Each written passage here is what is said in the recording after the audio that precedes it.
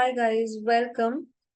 Now in this module, we will understand that how to have a business communication or how to teach business communication, which is related to socialization, which means that when students or these business professionals, they are dealing some real-time scenarios, they are in some business meeting, they are socializing with business people, how they should exactly communicate. Okay, and what can you do in order to teach them this real-time business communication? Okay, so you can help them with certain activities. That includes, the major part of it includes the role play. There is nothing better than role play, that can teach them the real time, or how to handle real time situations, honestly speaking. So you need to think about a lot of situations. Probably you can even take their help in this. You can ask them that what all things that they do in their daily routine when they are coming to work and they're dealing with clients, they're doing their work. So what exactly do they do? What exactly do they deal with on daily basis? Keeping that in mind, you can create some mock role plays for them, some scenarios related to that. And, which can just, I mean, you can just assign roles to people, okay? Assign different roles to different students, engage them in certain conversation, give them certain phrases related to their business, okay? And ask them to use those certain phrases in their role play when they are having this conversation amongst each other. Okay, so you can have a conversation in regards to even job interview. So somebody can be an interviewer. There is another person who can play a role of a person who is giving interview. And there is somebody who can be a business executive or a client. And there is someone who is just trying to convince this business executive or client to get the deal done.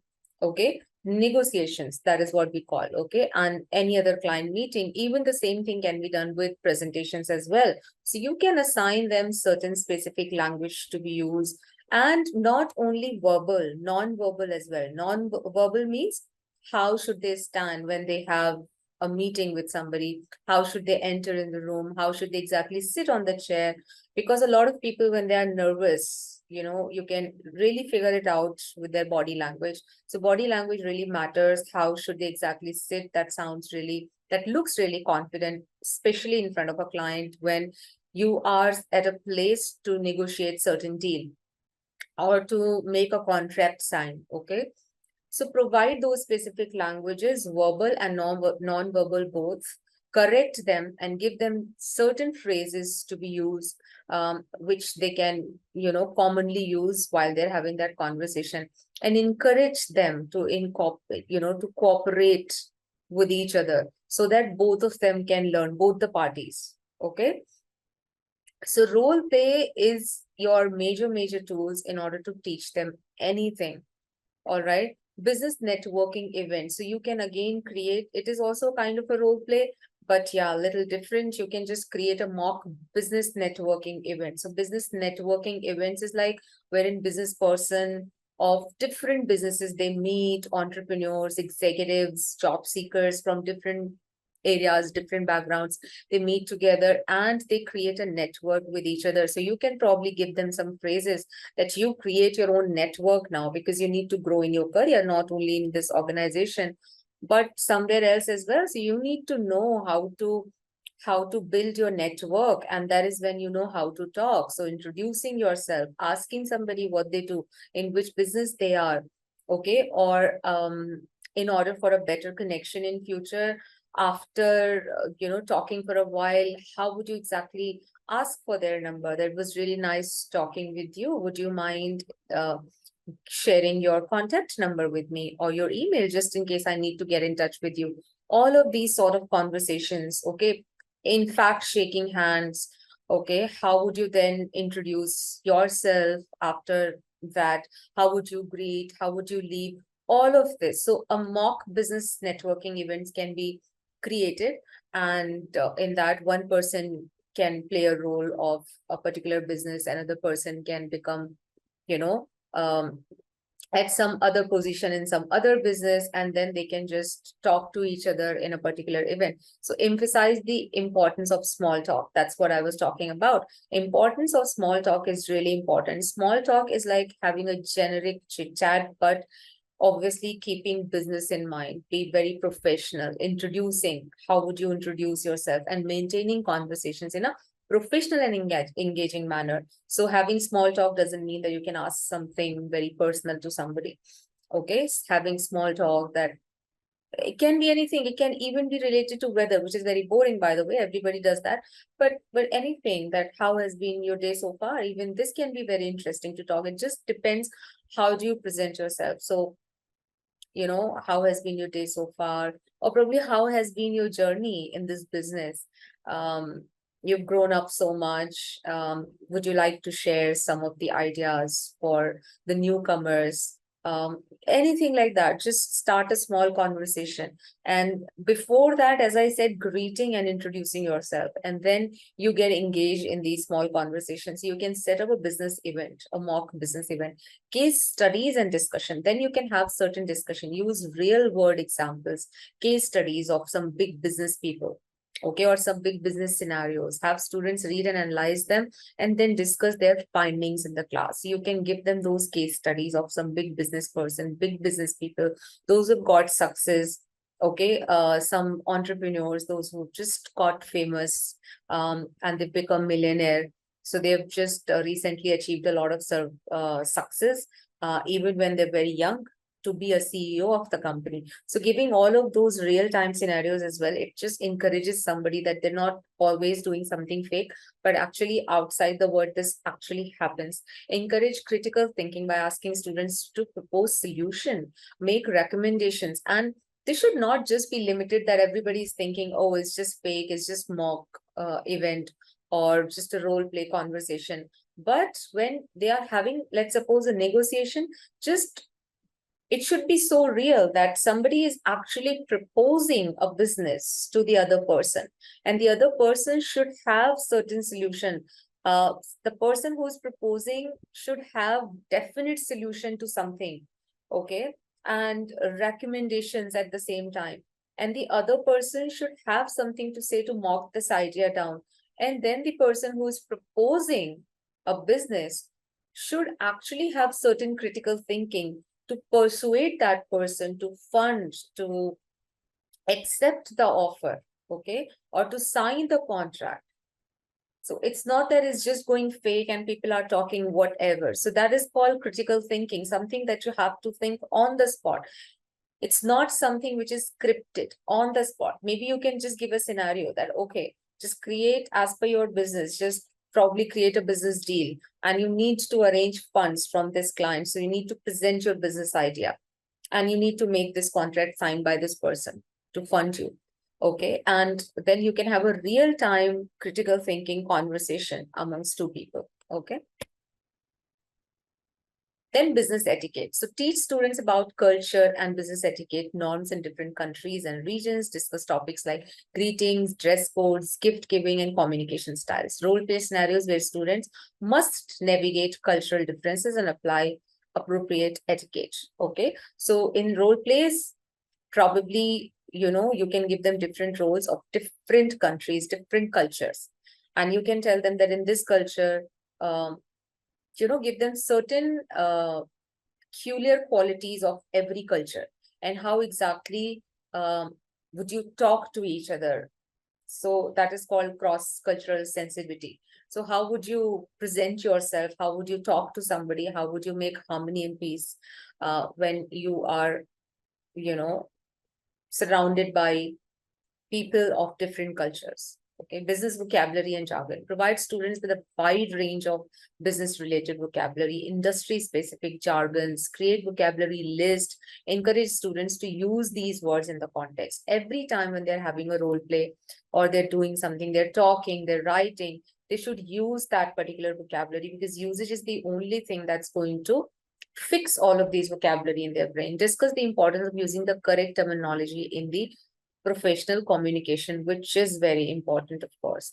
Email and written communication then. Teach students how to write effective business email, memos, reports, emphasize clarity, consciousness, okay, conciseness, sorry, and proper formatting. So email should have a proper formatting. They should not be very lengthy. A lot of people are in habit of writing very lengthy emails.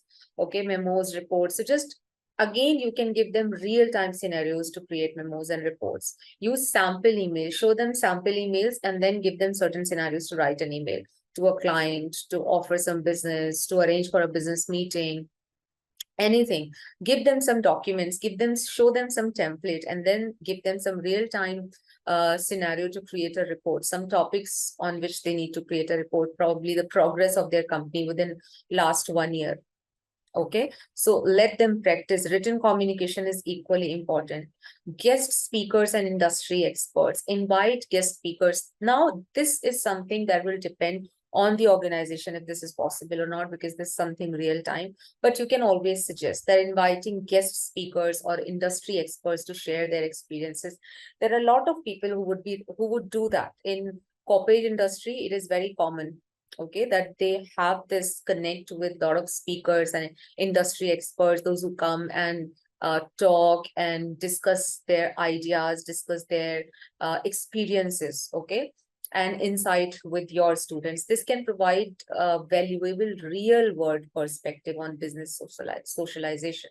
Okay, so as I said, people who are in this industry from a very long time, and organization can always arrange them. Encourage students to interact with the guest speakers, ask questions, and engage in discussions. Okay, when this happens, your student should not just sit and do nothing. Then business simulations. Use business simulation games or exercises that require students to make decision, negotiate, work in teams. Okay, so all this concludes to that students should think, they should be able to take decision, they should be able to negotiate, they should be able to present themselves, they should be able to work in a team. This can help them practice socialization skills in a controlled environment. Okay, debrief the simulation activities to discuss what went well. This is about feedback, and then of course later on you need to share your feedback as well. Okay, so this comes to the next point, which is feedback and peer evaluation. Encourage students to provide constructive feedback to their peers on their communication skills. This promotes self-awareness and improvement. So one part of feedback includes wherein students can give feedback to each other. That is also a good thing. Not that you're the one finding out faults always. So this just, or probably they can give themselves also, like they can self-assess themselves, that how did they do in this particular activity? Was there any scope of improvement or not? Was there any other language that they could have used? Probably. Okay, so self-awareness is also a big step towards improvement. Use peer evaluation and self-assessment as a part of learning process. Okay, so cultural sensitivity training. Highlight the importance of cultural sensitivity and diversity in business interactions. Discuss how cultural differences can impact communication. In a lot of cases, um, if this business is about wherein people actually have to deal with a lot of cultural sensitivity, with a lot of cultural diversity, it is better to actually make them aware about certain cultures with which they deal on daily basis, that this is what happens there. Like when I was working for US organization, then I was taught US culture really well, so that when any business person comes from there to this office, which is in India, then each one of us would have been aware about their culture, so that it just helps us to communicate with them better. Okay, discuss how cultural differences can impact communication. And similarly, I have noticed when they used to come here, they've had this whole knowledge of our culture. So it's both ways. It's not just we are doing it, everybody is doing it, because they are flying here. If they are visiting this office, so they were also aware about what happens here. Okay, and they also used to, and because it has to be both ways, it has to be two-way street, right? So then when we used to communicate, it used to be an amazing environment. Okay, very harmonious. So explore case studies or examples of cross-cultural misunderstandings in business and how they can be resolved. At times, if you're completely unaware about the other culture, there can be a lot of misunderstandings that may happen. You can show them other videos, you can show them cultural videos. That's going to really help them because visual memory, so that's how we have learned. So that's just going to be amazing. If in case you want to teach them a particular culture, their celebrations or how do they exactly dress up, how do they exactly talk. Every country, every region may have different slang languages that they use. Slangs are not to be used in business, but still there are few words or sentences that they usually use in business environment also. Okay, so make them aware about all of this. This is going to make your journey really easy to teach them socialization when it comes to real time handling. Okay, after you've taught them everything, you've designed your chapter and everything, and you just taught them, then it is about making them socialize like in the real world, because teaching business English cannot be limited to only books. Okay, guys. So team building activities can be there. You can take them out. Team building activities can be there. Networking events, I've already told you. Guest speakers and conferences also, I've already told you. Okay. So in the next video, we're going to talk about how students are going to exactly practice these skills, the different methods with which they can actually practice.